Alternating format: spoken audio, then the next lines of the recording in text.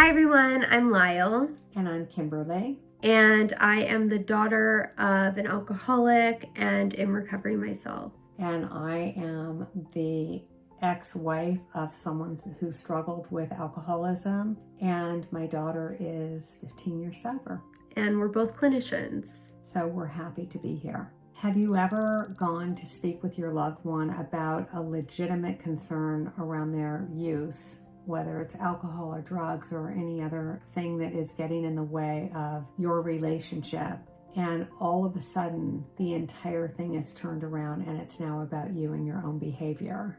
This is a form of manipulation that is incredibly common when you are trying to talk to the problem about the problem. And in doing that, the coping tool that often is used by our loved ones is avoidance. Avoidance of talking about the issue that we're really struggling with, which is their drinking. And also the issue really is about us and our behavior, our codependency, our blaming and shaming, our inability to set boundaries. It's a very, very complicated mix, and we want to talk about that today. Addiction is very shame-based. And so if your loved one is struggling with substance use or alcoholism, it is really likely that they're sitting in a lot of shame. And so a huge defense mechanism that is utilized often is manipulation. And when you go into a conversation trying to address something that hurt your feelings or set a boundary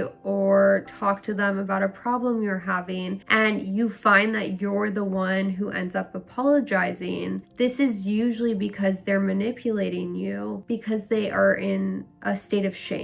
And that's their defense mechanism that they're incorporating, is putting it on you. Exactly. And the truth can feel very threatening, which is why the way we talk to our loved ones and the way that we set boundaries is so important. The truth can feel really threatening to the addiction. So when our loved ones have addiction, that is their settling point. That's how they manage their life. And anything that's going to swoop in to take that away or to threaten what has become the norm for them is going to be seen as a primitive feeling on their behalf. And then all of these maladaptive coping tools come sweeping in, and it's very, very challenging to manage. And so there's a different way to approach this. How do you even have a conversation or set a boundary when you find you keep apologizing at the end of it? There is a strategy that can help you in communicating with your loved one where the focus is completely kept on yourself.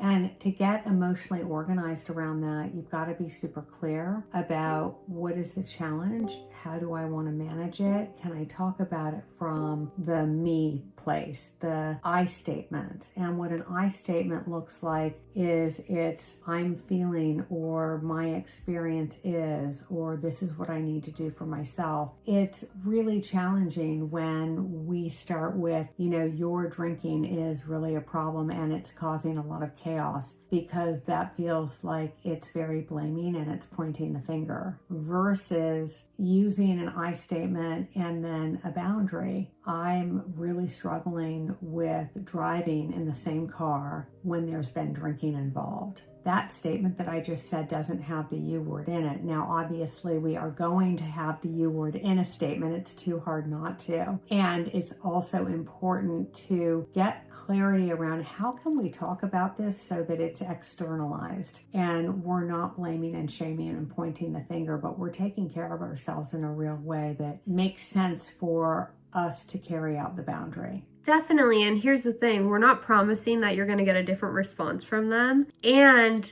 the hope certainly is that it will land differently. So the key ingredient here is really your response. If they come back and they get defensive or they continue to try and blame it on you, you get to say, I really hear that, and I'm still feeling this way. Or it's hard for me to hear. Sure. Whatever, speaking from the heart, when that kind of thing happens, like the I statements, it's hard for me to hear. I'm really struggling to answer right now. This doesn't feel productive.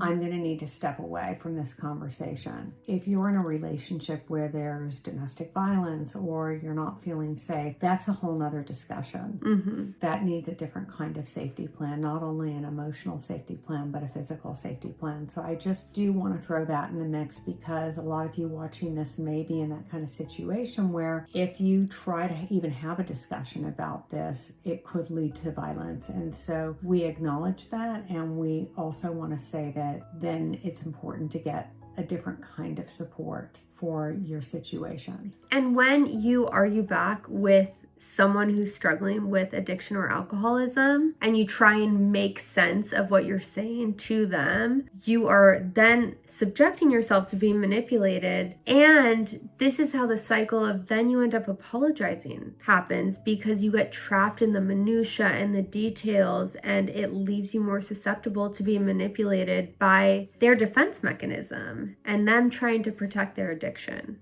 So in any conversation you have, it's such a great tool, and it's such a godsend to have this tool, because it can work anywhere. It can work with your loved one. It could work with your kid's teacher who has an issue and is having a bad day and comes at you.